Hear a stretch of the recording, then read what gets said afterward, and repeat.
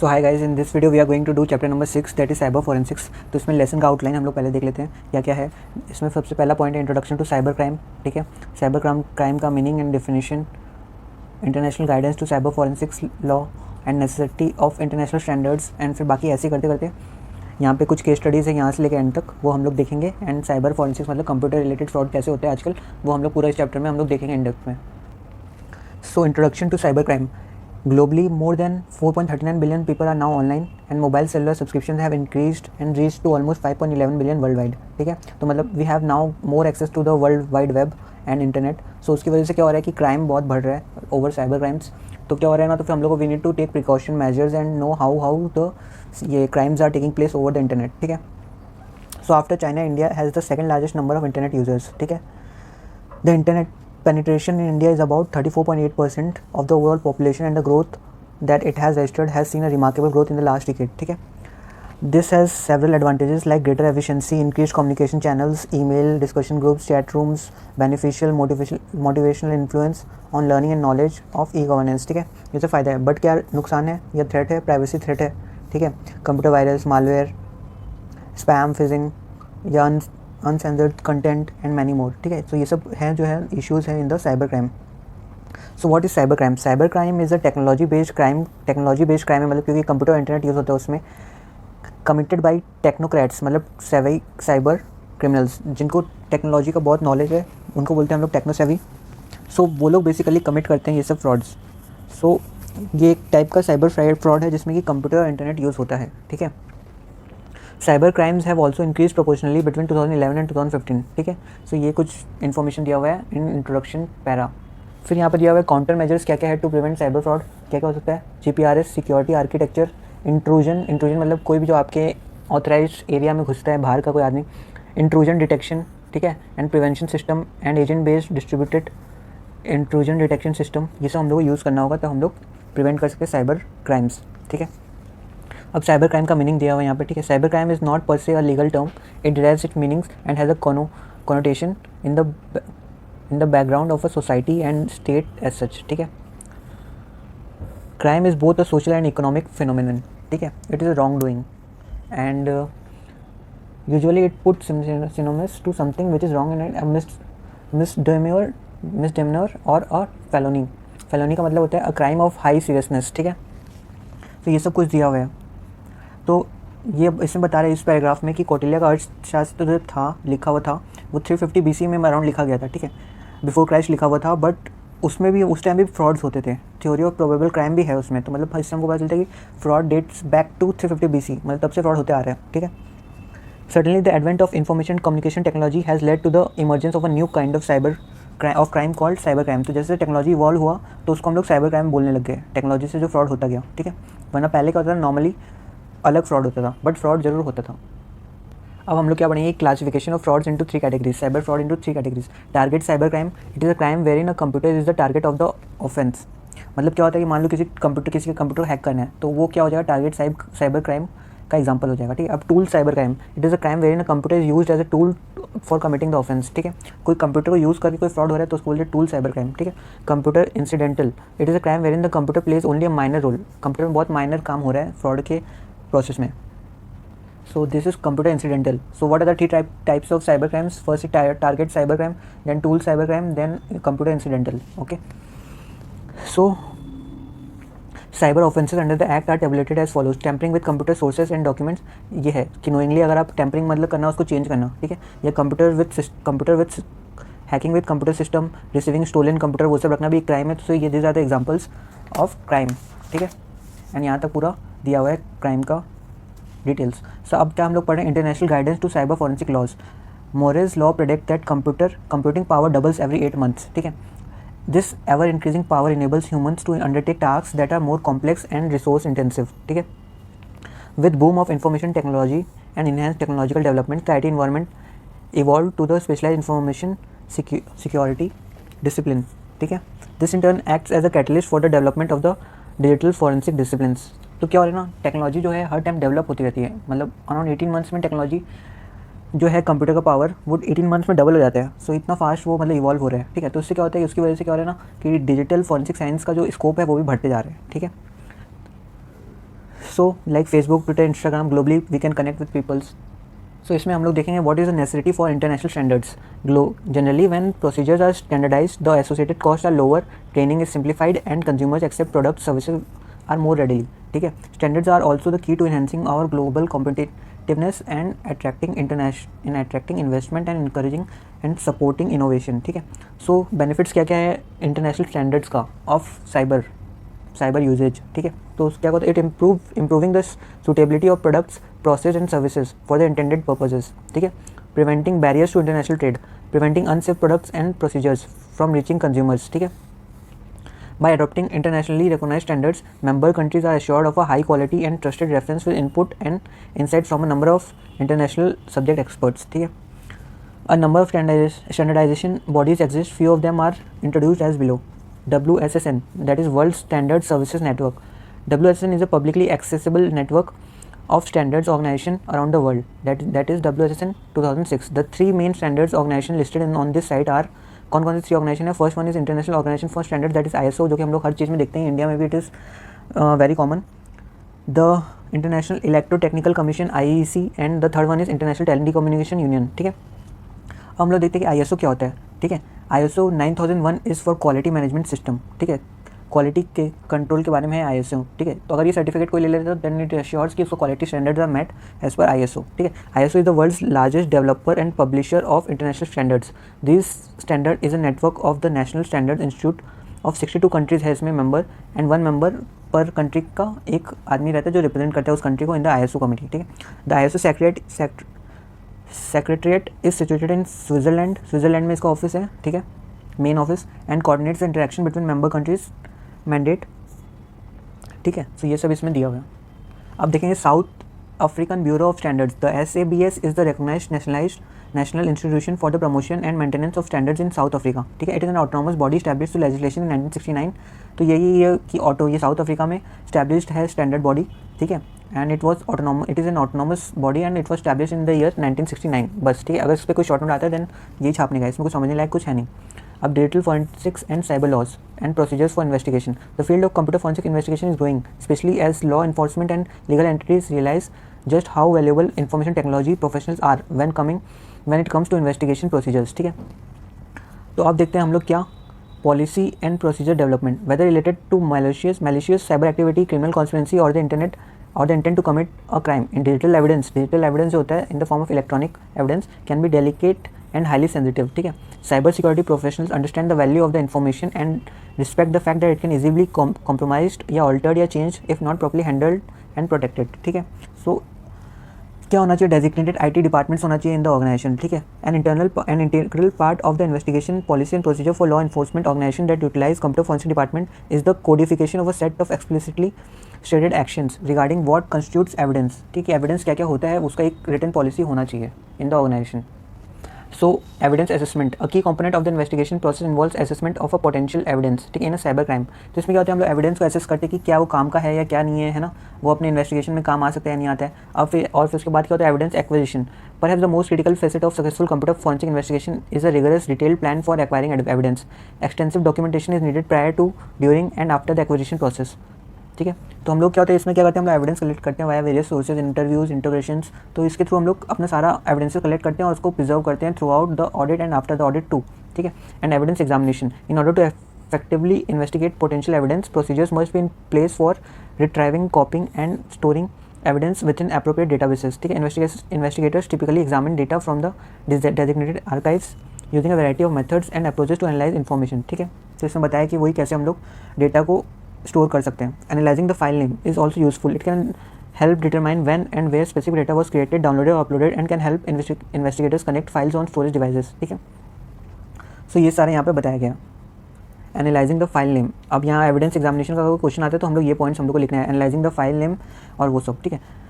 Eight this stage computer forensic investigation work in close collaboration with criminal investigators, lawyers and qualified personnel to ensure through thorough understanding of the nuances in case permissible investigative actions and what type of information can serve as an evidence. तो इसमें हम लोग क्या करते हैं, collaboratively काम करते हैं with other professionals like lawyers और professional persons, investigative agencies to collect evidences and examine them also whether they can be used as evidence or not.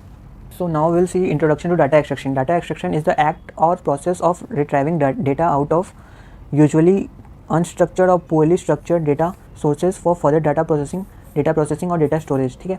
The import into the intermediate extracting system is thus usually followed by data transformation and possibly the addition of metadata prior to export to another stage in the data work flow. तो data extraction क्या होता है, किसी भी जगह से हम लोग डेटा को एक्सट्रैक्ट करते हैं. जैसे मान लो सिस्टम से डेटा एक्सट्रैक्ट किए into an Excel file for our analysing purpose, कि हम लोग एक्सेल में फ़िल्टर लगा के कुछ भी चेक कर सकते हैं कि लाइक 2 लाख के अबव क्या या ट्रांजेक्शन हुआ या है ना कोई मेजर ट्रांजेक्शन हुआ या नहीं, तो वो हम लोग सब चेक कर सकते हैं फिल्टर्स लगा के. तो उसी को बोलते हैं डाटा एक्सट्रैक्शन. मतलब किसी एक जगह से निकाल के रॉ डाटा उसको किसी और सॉफ्टवेयर में यूज़ करना फॉर इंटरप्रिटेशन, एनालाइजिंग और for drawing conclusions from the analysis performed on such data. ठीक है. It also involves copying of the data from one file to another. जैसे यूएसबी पेन ड्राइव से हम लोग कॉपी करते हैं. ठीक है. Raw data can be streamed into a personal computer. ठीक है. Ever since the world wide web has been expanding at an exponential rate in terms of the data size and quality, data entry and extraction experts have been looking for new methods to pull data from the web. ठीक है. अब देखो, अब examples क्या है. To make things easy one may use following data extraction tools for professionals as well as beginners. ठीक है. Outwit hub. Outwit hub में क्या होता है, जैसे मान लो आपका एक फेसबुक पे कोई पेज है या कोई किसी ने कोई पोस्ट डाला है. ठीक है. तो अगर आपको वो चाहिए वो पोस्ट, मतलब आपको उस पेज पोस्ट में जो भी डेटा या कमेंट्स आए हैं या पोस्ट में क्या क्या लिखा हुआ है. ठीक है. तो आपको क्या आपका ऑब्जेक्टिव क्या है, उस फेसबुक पोस्ट पे जो भी कमेंट आया और जो भी पोस्ट है उसका आपको डेटा चाहिए इन योर वर्ड फाइल. ठीक है. तो आप क्या यूज़ करोगे, इसके लिए एक सॉफ्टवेयर आता है दैट इज़ आउटविट हब. ठीक है. तो उसमें क्या होता है ना, आप अपना जो भी है उसमें क्या आता है URL HTTPS या जो भी उसका फॉर्मेट रहता है. ठीक है. HTTP. तो वो क्या होता है, उसमें सारा उसका कोडिंग आ जाता है. ठीक है. फिर आप उस कोडिंग के अकॉर्डिंग आप जो पोस्ट का डेटा एक्सट्रैक्ट करना चाहते हो फेसबुक से वो आप कर सकते हो ईजिली इन वर्ड फाइल, है ना. तो क्या होता है, उससे आपका सारा डेटा एक जगह आ जाता है and that too in tableau form या जिस भी फॉर्म में आपको चाहिए. So that is the purpose of OutWit Hub, कि किसी थर्ड पार्टी वेबसाइट से या फिर वेब इंटरनेट से हम लोग डेटा एक्सट्रैक्ट करके इनटू मीनिंगफुल एंड यूजफुल वे में उसको कन्वर्ट करके यूज़ करते हैं टू ड्रॉ कंक्लूजन्स. ठीक है. एंड वेब स्क्रैपर वैसे ही एक सॉफ्टवेयर है web scraper. It is a very simple and easy to use web scraping tool available in the industry. Scraping मतलब क्या, एक्सट्रैक्ट करना, किसी भी जगह से अपना डेटा एक्सट्रैक्ट करना. Available in the industry. It has the unique ability to log in to external pages like Facebook का कोई पेज हुआ या कोई भी लाइक विकीपीडिया का कोई पेज हुआ and is mainly used by companies to document extraction. ठीक है. वेब डेटा एक्सट्रैक्ट स्क्रैपिंग या ईमेल आईडी, या सपोज कैसे हम लोग को ईमेल आईडी और ईमेल्स आते हैं अननोन पर्सन से, वो लोग क्या करते हैं हमारा डेटा एक्सट्रैक्ट कर लेते हैं. ठीक है. फिर वैसे ही क्या होता है, कंपनीज भी कई बार अपने पोटेंशियल कस्टमर्स को टारगेट करने के लिए वो लोग क्या करती है कि अपना क्या करती है डेटा एक्सट्रैक्शन करती है और पोटेंशियल कस्टमर्स का ईमेल आईडी लेके उनको कॉन्टैक्ट करती है. वैसे यहाँ पे बाकी कुछ सॉफ्टवेयर्स का नाम दिया हुआ है लाइक स्पिनो, फिमनो, ParseHub, Octoparse, table capture, Scrapy, Tabula, डेक्सी.io एंड ये सब है. तो ये आप पढ़ लेना. कुछ वैसे कुछ खास इतना इंपॉर्टेंट नहीं है, बट अगर आएगा तो आप इसके ऊपर छाप देना. ठीक है. Advantages of using data extraction tools. Data extraction tools लेने का एडवांटेजेस क्या क्या होता है. जैसे मान लो कोई सॉफ्टवेयर आप यूज़ करो जिससे आप किसी और साइट का डेटा टैब्लो फॉर्म में अरेंज कर सकते हो, वर्ड में एक्सट्रैक्ट कर सकते हो एग्जैक्टली, है ना. तो आप सोचोगे कि फेसबुक से कॉपी भी तो कर सकते हैं उसको, है ना. बट आप कॉपी करने जाओगे तो बाकी सारा चीज़ भी कॉपी हो जाएगा. इमेज अगर है उस पोस्ट पे तो इमेज भी कॉपी हो जाएगा, वीडियो भी कॉपी हो जाएगा, प्रॉपर्ली वो आएगा नहीं, है ना. और नाम के साथ नहीं आएगा कि कौन उसको पोस्ट किया, कमेंट एंड ऑल. बट क्या होता है कि अगर आपको कोई सॉफ्टवेयर डेटा एक्सट्रैक्शन टूल के थ्रू कर रहे हो तो फिर क्या होता है वो एक सिस्टमेटिकली आ जाता है और पूरा अरेंज होके कि कहाँ गैप होना चाहिए, स्पेस होनी चाहिए, क्या नहीं होनी चाहिए, सारे सिस्टमेटिकली एंड परफेक्टली अरेंज होकर आ जाते हैं, ताकि वो उस ढंग से हम लोग किसी को प्रेजेंट भी कर सके कि अगर कोई फ्रॉड हुआ है वाया कोई पॉपुलर वेबसाइट तो हम लोग उसको कोर्ट में प्रेजेंट करने के लिए ऐसे कुछ भी कॉपी पेस्ट नहीं कर सकते. It has to be very perfect and authenticated. So इस केस में हम लोग यूज़ करते हैं डाटा एक्सट्रैक्शन टूल्स. ठीक है. The internet is a massive pool of data, and it is important for the business to access relevant information and derive useful insights to ensure the success in this fast-paced world. The benefits of using data extraction tool include improved accuracy. Accuracy बहुत ज़्यादा रहती है ना. और it saves time. एक जगह एक post आप कॉपी करोगे, सोचो कोई फॉरेंसिक डिपार्टमेंट में है या CBI में है तो वो लोग डेटा एक्सट्रैक्शन टूल की जगह कॉपी पेस्ट करें तो कितना टाइम लग जाएगा. ठीक है ना. सो इसीलिए हम लोग यूज़ करते हैं data extraction tools.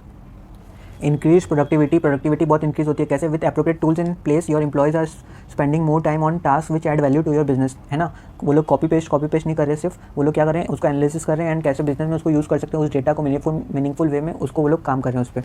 Improve visibility. These tools provide the staff with visibility of all the records and make the management of the stored data easy. ठीक है. Saves cost by automating time consuming and cumbersome tasks. Companies need not hire extra staff and hence save on overhead cost considerably. ठीक है. तो अगर ऐसा कोई tool है आपके पास तो आप उस अपना टाइम बचा सकते हो और उसको टूल के थ्रू आप बहुत सारा एक ही मतलब एम्प्लॉय 2 आदमी का काम कर सकते हैं by using this software.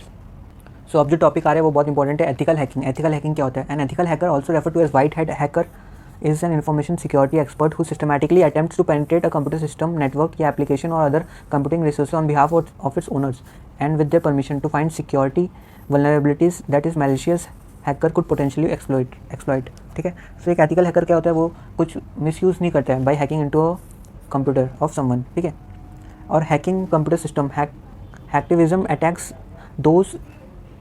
So hacktivism attacks those included famous Twitter blogging platform by unauthorized access या control over the computer. ठीक है, a hacker is an unauthorized user who attempts to gain access to the information system. Hacking is a crime even if there is no visible damage to the system. ठीक है, अब white hat hackers जो हम लोग पढ़ लिए, ethical hackers होते हैं वो लोग. ठीक है, they believe that information sharing is good.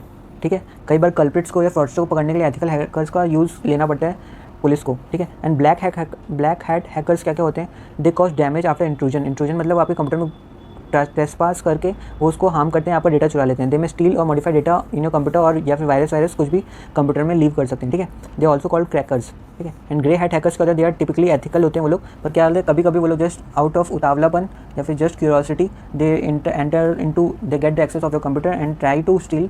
ठीक है, बट कुछ डैमेज इतना नहीं पहुंचाते हैं ग्रे हैट हैकर्स. ठीक है, अब technological advances and cyber security. Models law about increase in computer power needs to be proactively harnessed to computer cyber crimes and frauds. ठीक है, big data, blockchains, cloud computing क्या होता है कि मान लो आपका कंपनी है यूएसए में, बट उसका ब्रांचेज है बहुत सारा जगह है, इंडिया में, पाकिस्तान में एंड बहुत सारी जगह, चाइना, यूएसए, सिंगापुर, सब जगह ही है. ठीक है, तो क्या होता है ये क्लाउड कंप्यूटिंग क्या होता है कि आपका सारा डेटा एक जगह एक्सेस रहेगा, मतलब एक मेन सर्वर में स्टोर रहता है जो कि एक्सेसिबल है फ्रॉम एनी प्लेस. ना कि सिर्फ इंडिया का डेटा सिर्फ इंडिया में नहीं है, बल्कि एक कॉमन सर्वर में स्टोर्ड है. या क्लाउड कंप्यूटिंग जैसे अपना होता है आपका वो सब गूगल ड्राइव. ठीक है, तो गूगल ड्राइव कहीं से भी एक्सेस हो सकता है, फ्रॉम यूएसए, चाइना, इंडिया, कहीं से भी. तो वैसे ही सारा data of such multinational companies like Amazon, Flipkart या जो भी है, तो वो लोगों को क्या होता है कि डेटा सेंट्रली लोकेटेड रहता है. जैसे बैंक्स में होता है centralised banking system, CBS system. ठीक है, वैसे ही कुछ होता है cloud computing to store data. Artificial intelligence, ठीक है, robotics and virtual reality, internet of things are adding more colors to the cyber security canvas. ठीक है, here are some ways how blockchain technology is helping boost cyber security. कैसे? A DDoS protection. A DDoS attack is an attack in which several compromised computer systems attack a target like a server, website or some network resources and cause a denial of service for some targeted support. ठीक है, कई बार क्या होता है ना, एक site पे बहुत सारा लोड आ जाता है, जैसे 10-15 हज़ार लोग एक साथ ही एक्सेस कर लेते हैं. ठीक है, तो क्या होता है वो साइट हैंग कर लेती है. जैसे कभी कभी आप देखोगे फ्लिपकार्ट साइट पे या फिर मान लो किसी भी गवर्नमेंट साइट पे क्या होता है, ऐसे कई बार हो जाता है कि फ्रॉडस्टर्स अटैक कर देते हैं. तो उससे क्या होता है कि जो जेन्युइन बंदे एक्सेस करना चाहते हैं साइट को, वो लोग भी एक्सेस नहीं कर पाते हैं साइट को. Second one is fraud and identity theft protection. Identity theft is becoming a severe problem in the present age. The cyber criminals are using this identity to commit crimes, but with the incorporation of blockchain technology, this practice can be prevented.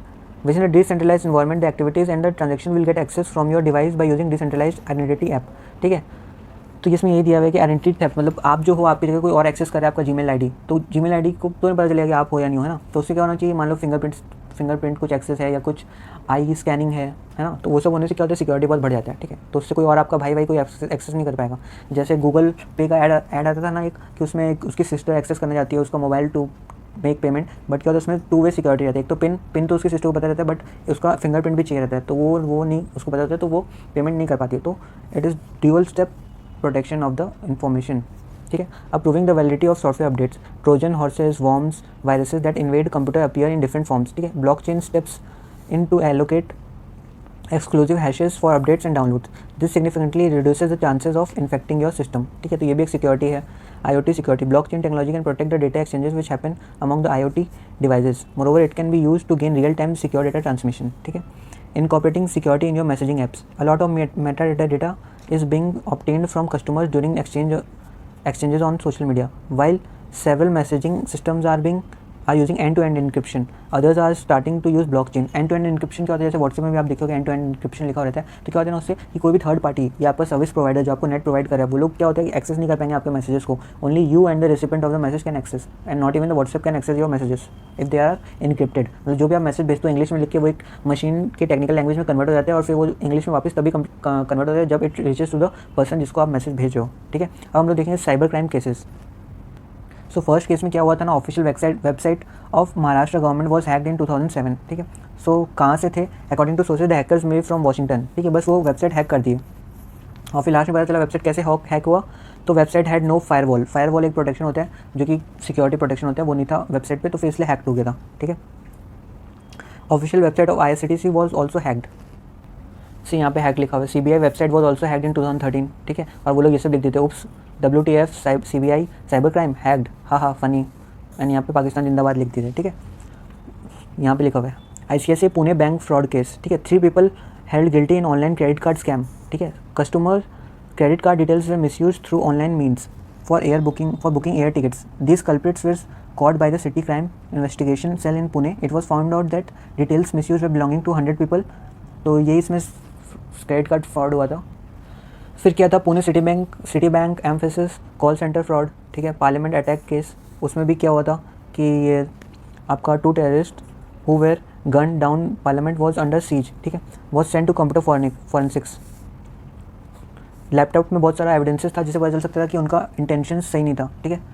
अब Andhra Pradesh tax case, the owner of plastic firm was arrested and ₹20 crore cash was recovered from his house by the vigilance department. They sought an explanation regarding कहाँ से आया पैसा, ठीक है।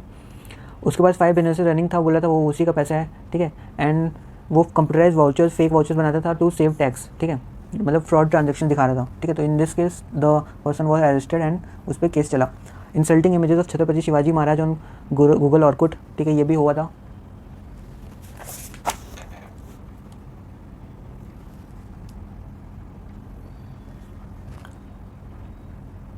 फिर ये पढ़ लेना आप लोग, India's first ATM card fraud, ये ऐसे कुछ खास नहीं है। Chennai violation of software teams, Napster case, so these are some case studies.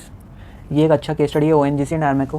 क्या होता है इसमें, तो ONGC lost nearly 200 crore rupees to a scam so dismanningly simple that it's testimony to how little the alleged fraudster must think of the collective intelligence of 2 of the largest oil companies in the world to even implement such a scheme, ठीक है।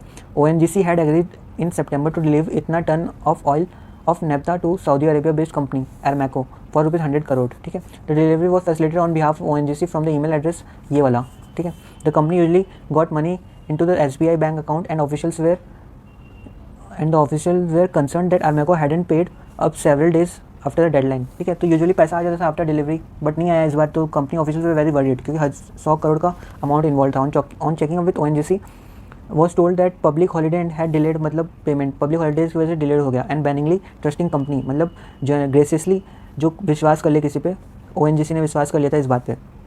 On October 7 ONGC got an email from Aramco saying that their money had been transferred to a Bangkok account of Bangkok Bank Public Company Limited on the request of ONGC, जबकि ONGC ने ऐसा कुछ request किया नहीं था। The frizzled, मतलब exhausted and frustrated ONGC contacted the cyber wing of Mumbai police from where it emerged that Aramco had been communicating with patel_dv@ONGC.co.in, ठीक है। सो ये है आपका, इसमें कोई डिफरेंस है क्या, DV, ठीक है। तो इससे एक्सेस करी थी a fraud website which mainly 2 alphabets in the URL interchange, just 2 alphabets change थे और फिर उसको एक्सेस करके वो लोग ईमेल कर रहे थे fraudsters. The moral of the story is that cyber crime does not always involve sophisticated Geeks hacking into the mission impossible style fortress, ठीक है। कई बार क्या होता है, इतने नहीं भी पढ़े लिखे लोग भी साइबर क्राइम कर लेते हैं क्योंकि हम लोग की तरफ से केयरलेसनेस होने की वजह से, ठीक है। सो इसमें 200 crore का फ्रॉड हुआ।